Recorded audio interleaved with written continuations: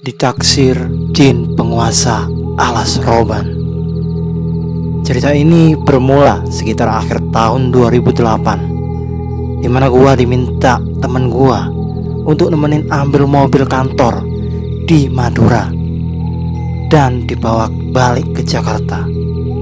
Oh iya, temen gua bernama Amir, nama samarannya. Dia gak mau disebut dalam cerita ini. Dia bekerja sebagai driver di salah satu kontraktor untuk proyek jembatan Suramadu. Zah, ntar malam mau ikut gua gak? Tanya Amir. Kemana, Mir? Gua balik tanya. Ke Madura, ngambil mobil kantor gua, disuruh bawa balik ke Jakarta. Jawab Amir. Berapa hari ya kira-kira? Tanya gua. Paling 3-4 harian. Jalan santai aja kita, syukur-syukur bisa lebih cepat. Jawab Amir. Oke deh, tapi ongkosnya lu yang tanggung ya, kata gua. Siap. Sahut Amir. Akhirnya gua menyanggupi. Habis maghrib, kita jalan ke stasiun kota, naik kereta sampai ke Surabaya. Awalnya, dalam perjalanan di kereta gua gak ada firasat apa-apa soal keberangkatan ini. Pas sampai malam, gua gak bisa tidur dan agak gelisah. Gak tahu sebabnya. Dan biasanya pun kalau seperti ini pasti ada sesuatu yang bakal terjadi. Tapi karena tujuan gua nemenin Amir, gua gak mau bikin kacau dan ganggu konsentrasi dia di perjalanan. Jadi gua pendem sendiri aja. Sesampainya di Surabaya, hari sudah pagi dan kita sarapan di dekat stasiun. Ada banyak sekali kuliner khas di sana yang gua gak sempet cicipin karena memang gak mau ganggu waktu Amir yang udah ngajak gua. Jadi gua cuma makan lontong balap aja. Selesai sarapan dan menghabiskan satu batang rokok, perjalanan kami lanjutkan ke pelabuhan menggunakan sarana becak, sekalian menikmati kota yang belum pernah gua datengin. Setelah sampai di pelabuhan, temen gua langsung pesen 2 tiket menuju Madura. Ketika kapal yang kami naiki sampai di Madura, Amir melambai pada seseorang yang dugaan gua itu adalah salah satu teman kerjanya. Benar saja, ternyata dia sudah menunggu untuk menjemput kami ke lokasi mobil berada. Lokasi tersebut agak berdekatan dengan pantai, dan gua lihat proses pembangunan jembatan Suramadu sedang dikerjakan di lokasi yang mirip bedeng dengan bangunan triplek itu. Gua disuguhkan kopi dan cemilan-cemilan untuk sedikit bersantai. Akhirnya setelah agak segar, Amir mengajakku untuk pulang. Mobil melaju dengan agak santai. Setelah menyeberangi laut, akhirnya sampai ke Surabaya. Di Surabaya kami membeli perbekalan seperti rokok, minuman, dan makanan-makanan ringan. Sekitar pukul 6 sore, kami memasuki kawasan alas roban. Karena gua gak paham jalan, Amin memberikan arahan ke gua. Zah, nanti kalau lihat sesuatu atau ada sesuatu yang tiba-tiba nyebrang, jangan bikin panik ya. Gua agak kurang paham maksudnya. Maksudnya, Mir? Kita mau masuk alas roban. Katanya sih tempat ini agak beda. Dari kata-katanya dia, gua udah paham maksudnya apa. Karena dia fokus bawa mobil, jadi mungkin dia mau konsentrasi dan gak mau dibuat panik oleh gua. Oke, Mir, jawabku. Setelah melalui alas roban agak lama, sampai pada tikungan dimana gua gak bisa lupain sampai sekarang. Ada satu tikungan ke kiri, dimana pas wajah gua lihat pemandangan ke kiri, tiba-tiba gue lihat makhluk yang tingginya sekitar 3 meter lebih, berwarna hijau, sambil mengangkat tangannya seolah-olah mau menerkam gue. Di saat itu gue agak panik karena baru seumur-umur lihat begituan dengan begitu jelas dan dekat. Tadinya gue mau teriak, tapi pas lihat wajah Amir fokus bawa mobil dan ingat kata-kata dia, akhirnya gua mengurungkan niat gua. Kenapa muka lu, Zah? Tanya Amir. Gak apa-apa kok bro, slow aja. Gua coba nutupin. Walaupun gua berpikir Amir udah tahu dari lihat ekspresi muka gua. Pikiran aja yang banyak. Ntar ada tempat ramai, kita istirahat sebentar. Kata Amir menenangkan. Oke Mir, sahut gua yang saat itu sedang ketakutan. Sesampainya di tempat ramai, Amir parkir mobil di salah satu minimarket. Dia kembali beli rokok untuk stok dan persediaan minuman. Dan gua belum cerita apa-apa ke dia karena takut ganggu konsentrasi dia. Akhirnya setelah agak lama, kami melanjutkan perjalanan ke Jakarta. Singkat cerita, kami sampai di daerah Tegal. Tepatnya gua lupa daerah mana. Terlihat Amir mulai agak lelah dan memutuskan untuk istirahat. Tapi karena sudah malam dan kondisi sepi, kami hanya menemukan pom bensin tua yang nampaknya sudah tidak terpakai. Kita istirahat di sini ya. Kata Amir. Hah? Wah gila nih orang. Perasaan gua mulai gak karuan nih karena yang dia bawa mobil. Akhirnya gua nurut aja. Oh iya, sekedar informasi, waktu itu gua belum bisa bawa mobil. Jadi sepanjang perjalanan Amir lah yang nyupirin. Ketika mobil dimatikan, si Amir langsung pulas tertidur. Dan gua pun berusaha untuk memejamkan mata.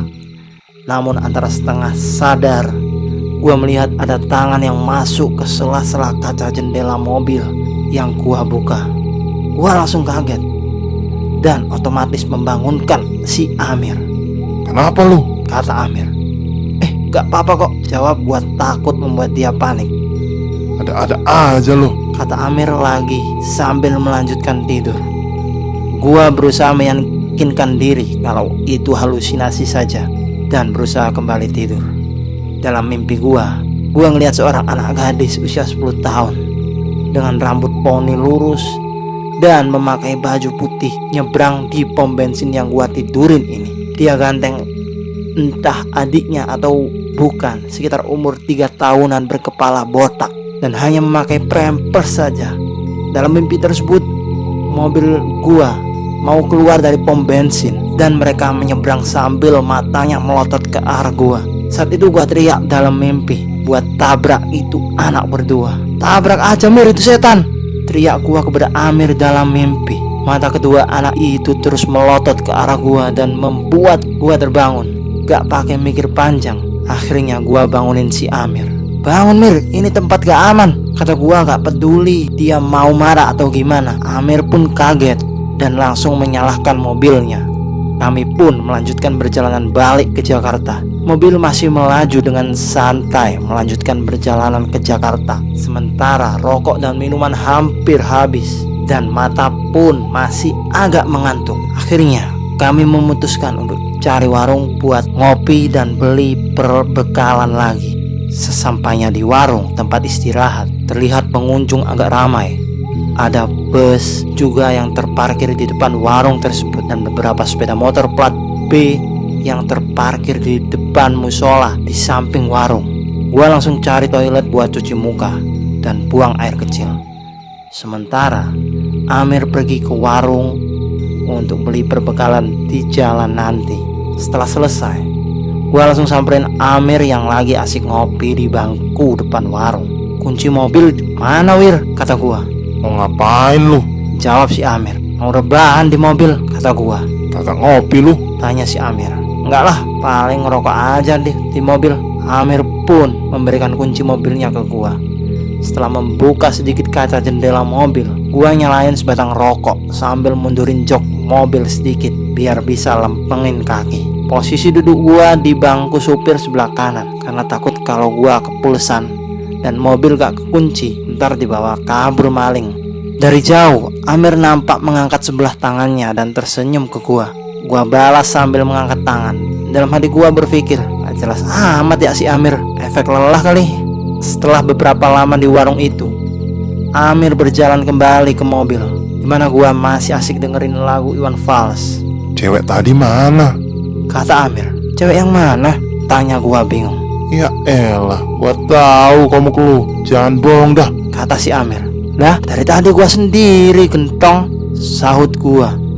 Si Amir emang punya badan agak besar, jadi agak sering gua panggil yang enggak-enggak kalau lagi bercanda. Demi apa lu?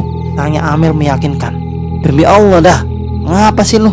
Dateng nanyain cewek, tanya gua. Amir mulai pucet Demi Tuhan gua lihat cewek duduk di sini. sambil nunjuk bangku mobil depan sebelah kiri. Makanya gua ngangkat tangan gue ke dia. Kata Amir, oh berarti dia tadi bukan senyumin gua toh. Wah mulai lagi nih. Ah ya udahlah, bismillah aja. Kita lanjut jalan. Baca-baca doa aja di jalan biar gak ada kejadian apa-apa. Lanjut si Amir. Gua masih sedikit gak percaya dengan yang diceritain si Amir. Tapi mengingat dia orang yang dituakan di tongkrongan, dan setahu gua dia ini orangnya polos, jadi gak mungkin juga dia bohong. Tapi ya sudah, kami pun kembali melanjutkan perjalanan. Gua terus melafadzkan doa-doa agar tidak terjadi apa-apa di perjalanan. Akhirnya kami sampai di gang depan rumah kami. Rumah Amir cuma berjarak sekitar 30 meteran dari rumah gua, dan mobil pun diparkir di lapangan seberang gang. Kami langsung mampir di warkop langganan kami dan memesan es untuk menyegarkan tenggorokan. Belum ada yang berani cerita soal pengalaman di perjalanan tadi. Besok aja lah kita ngobrolnya. Gua capek banget nih. Kata si Amir. Iya, gue juga udah lelah nih, saut gua. Amir pun memberikan uang ke gua sekitar 600.000. Nih sisa duit jalan dari kantor. Kata Amir. Wih, mayan buat nyambung hidup, jawab gua sambil nyengir. Waktu itu gua lagi sibuk nganggur soalnya. Kami pun pulang ke rumah masing-masing. Sesampainya di rumah, uang tersebut gua kasih ke nyokap dan langsung menuju tempat tidur buat istirahat. Kamu gak makan dulu? Tanya nyokap gua. Enggak mah, udah tadi di jalan. Aku lelah banget, mau istirahat, saut gua. Oh ya udah, nanti kalau lapar mama udah masak, kamu ambil aja ya. Mama mau ke rumah Cici dulu, kata nyokap. Iya mah, Cici adalah panggilan untuk kakak gua nomor 2. Gak tahu sebabnya kenapa empok gua dipanggil Cici sama adik-adiknya, termasuk gua. Padahal kita keluarga Betawi Tulen. Saat itu gua langsung tertidur pulas.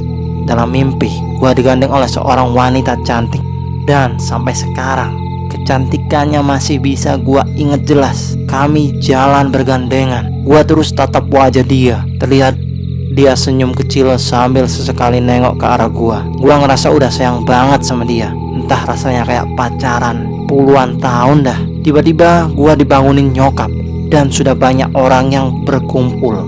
Badan gua menggigil dan bibir gua terasa kaku. Gua mengalami demam hebat. Zah, bangun Zah. Sadar Zah. Suara nyokap terdengar menahan nangis. Ya Allah, ini dari mana emang ini anak? Ada suara orang tua yang gua denger, dan ternyata dia adalah Pak Hashim, salah satu orang pinter kenalan bokap gua. Pak Hashim ini orang pinter dari Cirebon. Dia termasuk orang yang ahli dalam pengobatan urat, saraf, dan supranatural. Sekarang Pak Hashim menjadi pegangan oleh salah satu perusahaan besar di Tanjung Priok. Ada yang ngikutin nih jin dari hutan. Kata Pak Hashim. Ya Allah Pak, tolong dibantu, gimana baiknya? Kata nyokap gua. Sebentar, saya mau tanya dulu. Maunya apa ini jin? Sahut Pak Hashim. Pak Hashim pun melakukan ritual. Dia menaruh gelas berisi air putih di atas kepalanya. Dari posisi duduk bersila, badannya mulai memutar dan bergerak-gerak. Dia bicara dalam bahasa Jawa. Oh, jadi gitu.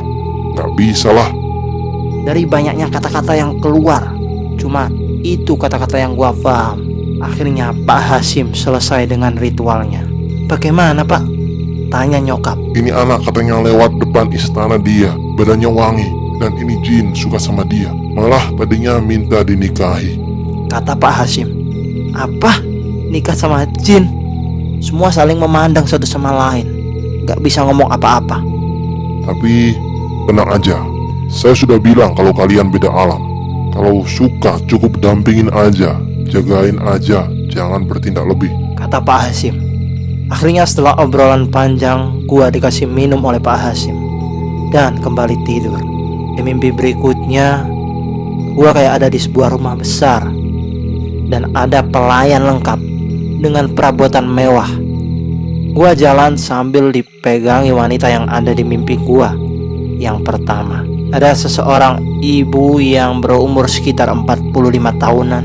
dan gua tanpa sadar panggil dia mama. Seingat gua dalam mimpi itu, gua berjalan dan melewati dia yang sedang berdiri. Sambil menganggukkan kepala, gua menyapa dia, "Mah," dan dia tersenyum membalas sapaan gua. Padahal gua gak kenal siapa nih ibu-ibu. Di hari kedua, rumah gua kedatangan tamu. Keluarga gua adalah keluarga besar. Jadi kalau ada anggota keluarga yang sakit, maka saudara pasti pada datang menjenguk. Kondisi gua masih terbaring di tempat tidur. Dan tahu-tahu salah satu adik nyokap nyamperin sambil pegang sebelah tangan gua. Setelah beberapa lama memejamkan mata, dia akhirnya bicara. "Kamu jangan gegabah ya, Zah. Ada jin yang lagi deketin kamu terus.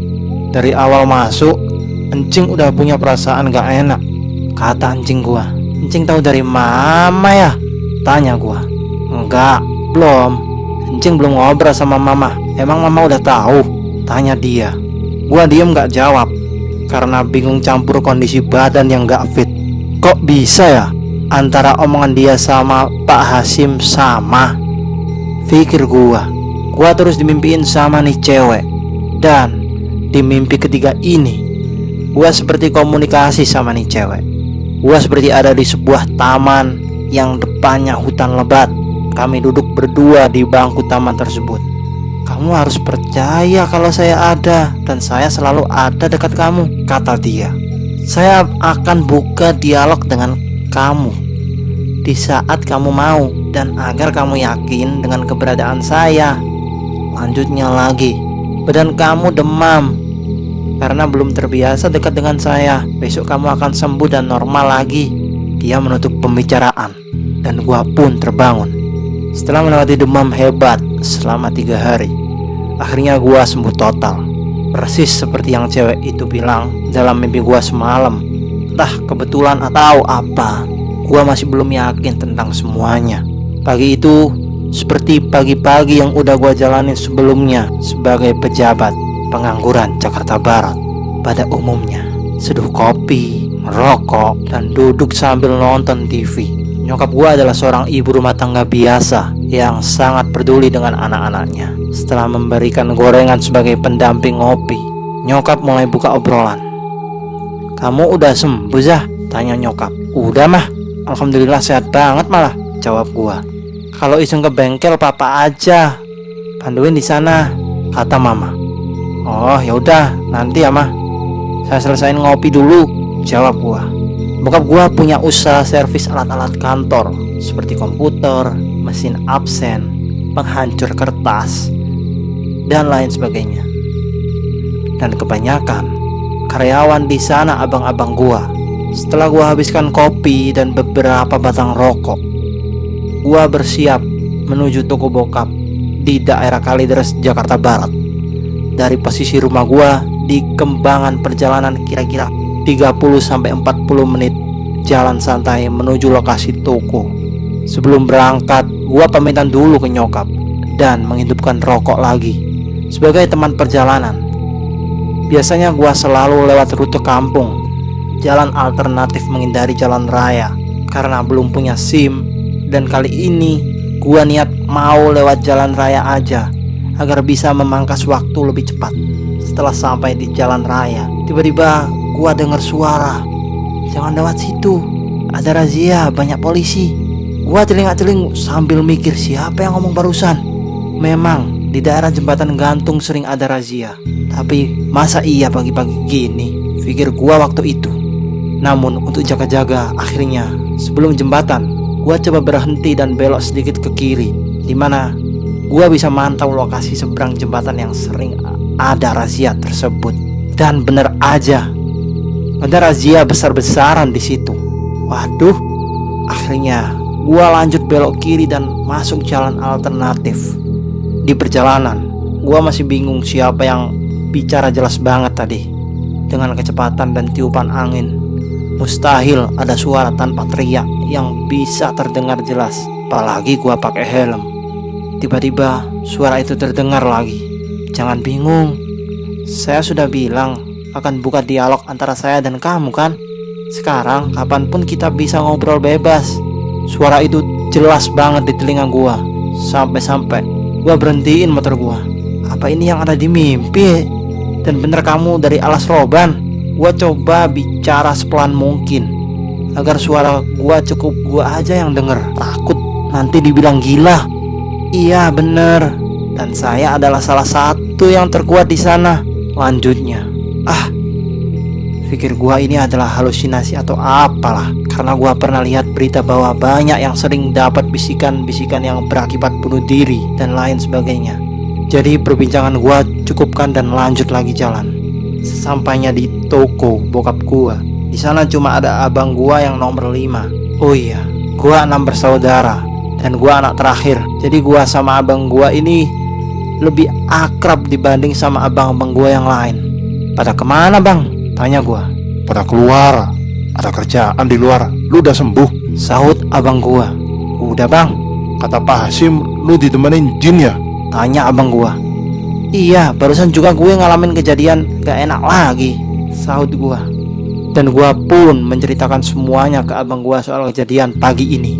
Wih, enak dong. Coba Zah minta datengin orang. Pelanggan maksudnya.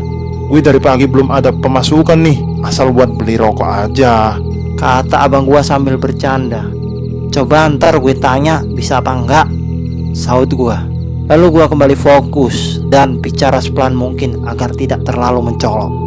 Maaf, abang saya dan saya butuh pembuktian. Apakah obrolan ini cuma halusinasi atau memang benar kamu ada? Abang saya minta didatangi pelanggan, katanya asal buat beli rokok aja, kata gua sedikit ragu. Baik, tunggu sebentar, saya akan datangkan pelanggan untuk kakak kamu, jawab dia. Lalu gua sampaikan ke abang gua jawaban si dia, dan abang gua tertawa sambil bilang, hahaha. Ya udah, kita lihat aja. Dan selang beberapa menit, sekitar 10-15 menit, tiba-tiba ada motor yang parkir dan tampak buru-buru sekali. Pak, maaf saya ada mesin absen, ini rusak tapi gak tahu kenapa. Bisa dibuat tanda terima dulu gak? Soalnya saya buru-buru. Ini saya kasih DP dulu saja 200. Nanti telepon aja rusaknya apa ya, dan biayanya berapa. Lalu abang gua langsung buat tanda terima. Dan setelah dikasih ke si bapak itu langsung cabut. Wih, hebat bener Zah. Kebetulan gak itu ya? Tanya abang gua. Gak tahu bang, sahut gua. Gimana, kamu sudah percaya kalau ini nyata? Suara itu terdengar lagi di telinga gua. Tapi gua gak jawab karena bisa saja itu kebetulan. Abang gua sambil cek mesin absen yang tadi ngomong, kalau emang bener, lu harus hati-hati. Jangan sampai lu disesatkan sama gituan. Takut ada timbal baliknya. Gak mungkin makhluk begitu mau kasih sesuatu cuma-cuma tanpa imbalan, kata abang gua. Iya bang, jawab gua. Gua nyalain rokok lagi dan bantuin abang gua bongkar mesin. Jam menunjukkan pukul 5 sore, dimana waktunya beres-beres buat tutup toko. Setelah kejadian tadi pagi, belum ada lagi suara-suara yang terdengar di telinga gua. Setelah beres-beres selesai, gua siap-siap menghidupkan motor dan pakai jaket untuk lanjut pulang ke rumah. Sesampainya di depan gang, gua lihat anak-anak pada nongkrong di warkop. Ada Amir juga di situ. Akhirnya gua sempetin mampir dulu sambil pesen es jeruk buat temen ngobrol. Kayaknya berita gua demam udah kesebar seantero RT gua, dan anak-anak mulai dengan ceng-cengan yang agak garing. Cie, calon pengantin. Amir pun membuka obrolan. Cewek yang gue lihat itu jelas banget Zah. Rambut depannya poni lurus dan antingnya agak besar. Gua pikir itu kenalan baru lu. Kan banyak tuh orang-orang yang istirahat di warung waktu itu, kata si Amir. Apa? Ciri-cirinya kok sama dengan yang gua mimpiin ya? Apaan sih lu? Kagak lah, bayangan kali. Gua coba ngeles dari obrolan soal goib. Lelah juga habis bantu-bantu di toko bokap soalnya. Katanya si Yadi ulang tahun ya? Main biliar Ju, kata gua mengalihkan pembicaraan. Terus yang bayar gue lagi? Yadi menanggapi. Ya elu lah, masa memang warkop, kata gua. 2 jam aja ya, lanjut Yadi. Oke, ntar sisanya biar gua yang bayar. Ajak anak-anak aja, sewa 2 meja. kata gua. Ya udah, ntar habis isya ya. Amir menambahkan obrolan. Setelah sepakat, gua langsung bayar es jeruk gua dan balik cabut ke rumah. Gua tengok jam sudah pukul 7:30 malam dan ternyata hujan turun deras sekali. Batal deh rencana main biliarnya. Kalau memang penting, saya bisa memindahkan hujan buat kamu. Suara itu terdengar lagi. Karena ditawari hal yang membantu, gua tanggepin pembicaraan kali ini. Hujan itu dari Allah. Memang kamu bisa merubah kehendak Tuhan? Tanya gua. Bukan merubah kehendak Tuhan, tapi memindahkan hujan dengan cara meniupkan angin ke arah yang saya mau, jawab dia. Ya udah, kalau bisa coba aja buktiin, kata gua. Sebentar ya, lanjut dia. Dan benar saja, hujan pun berhenti. Setelah hujan berhenti, gua langsung ke rumah sepupu gua yang juga temen nongkrong, namanya Parman. Pada Parman gua ceritain semuanya dan Parman ingin pembuktian langsung. Coba Zah, nanti gua mau lihat pembuktiannya, kata si Parman. Oke, jawab gua. Setelah anak-anak pada ngumpul, kami langsung ke TKP.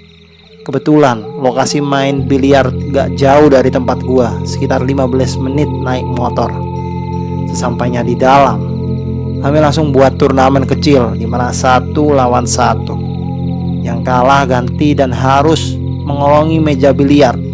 Di situ gua dapat ide untuk membuktikan dia kepada Parman. Man, sini deh, kata gua sambil bergeser posisi menjauh dari anak-anak. Kenapa Zah? Kata si Parman. Lu mau pembuktian kan? Kata gua. Gini, si Abi kan gak bisa main biliar. Gue bisa buat si Abi menang turnamen nih, lanjut gua.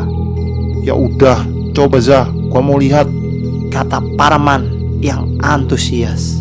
Sebentar, lalu gua coba meminta dia untuk membantu Abi menang turnamen dan membuat semua lawan-lawannya kalah.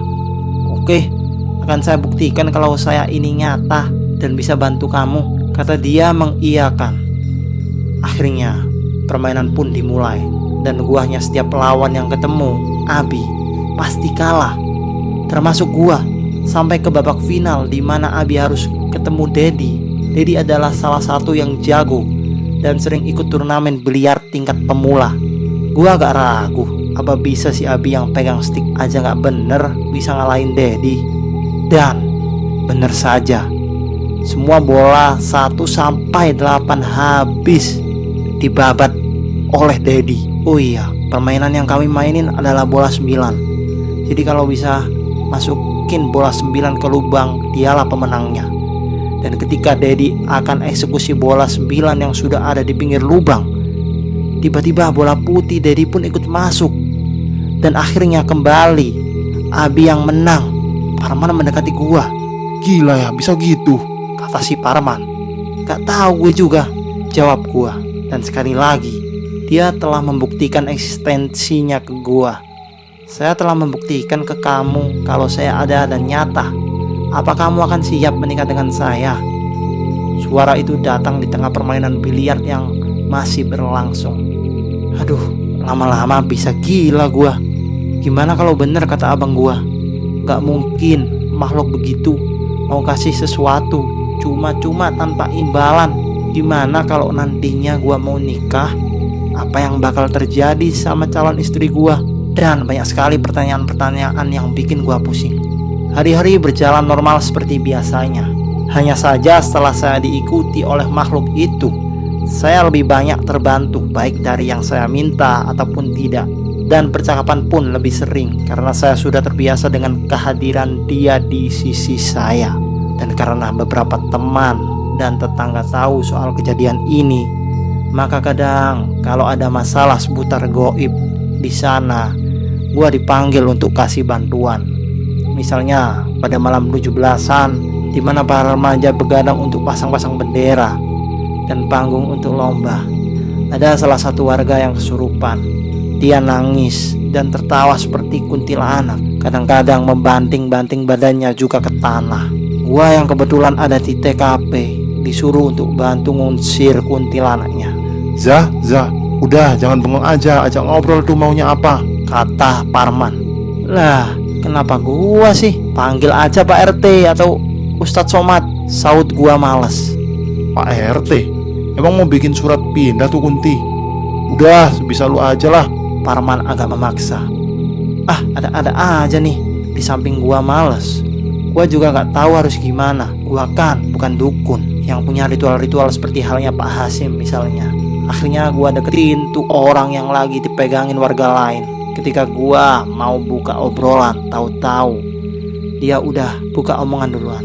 Gak usah khawatir, dalam dunia kami dia cuma babu atau jin kelas rendah. Mau saya bakar atau gimana? Kata dia. Gak usahlah, suruh pergi aja. Tapi keluarnya nunggu apa-apa dari saya ya, biar terlihat dramatis. Saut gua. Mau pamer ya? Ya udah, terserah aja, kata dia. Akhirnya gua pura-pura menjamin mata, terus mulut agak komat-kamit gak jelas. Dan seperti di acara-acara penampakan, gua pura-pura usap wajahnya dari bawah sampai ke ubun-ubun yang kesurupan. Pas sampai di atas ubun-ubunnya, gua sedikit teriak, "Keluar lu!" Lalu yang kesurupan tadi terlihat lemas dan sedikit menangis. Hebat juga nih acting gue. Padahal tanpa digituin juga udah bisa diusir dari tadi. Dalam hati gua saat setelah selesai melakukan ritual tadi. Menurut pengakuan yang kesurupan tadi, dia melihat ada wanita yang duduk di atas panggung sambil goyang-goyangin kaki. Lama-lama dilihat dan tahu-tahu dia udah gak sadar. Karena saking seringnya gua dialog sama dia, bahkan udah kayak temen ngobrol aja. Bahkan di saat bokap gua meninggal, dia coba hibur gua. Ayah kamu udah bahagia banget di sana. Ketika manusia meninggal, jasadnya akan membusuk di tanah, namun ruhnya tetap ada. Dan mereka punya kehidupan juga di alam sana, sama seperti kita hidup. Namun bedanya, si ruh itu tidak punya nafsu lagi. Dan di waktu-waktu yang memungkinkan, dia bisa datang baik lewat mimpi ataupun kehidupan nyata, kata dia. Gak tahulah, gua anggap ini anugerah atau apa. Karena sekali lagi gua inget pesan abang gua, gak mungkin makhluk begitu mau kasih sesuatu cuma-cuma tanpa imbalan. Pernah sewaktu-waktu gua lagi boncengin nyokap pakai motor, dan ada dua remaja yang geber-geber motor samping gua. Gua sempat khilaf dan ngucap, "Jatuh kayak tuh anak." Baik, tiba-tiba terdengar suara dia di telinga gua. Dan langsung aja gak ada angin, gak ada hujan, tuh anak jatuh ke samping kiri seperti ada yang dorong dari sebelah kanannya. Padahal kondisi jalan lurus dan lancar. Wah, kudu hati-hati nih mulut. Bersambung.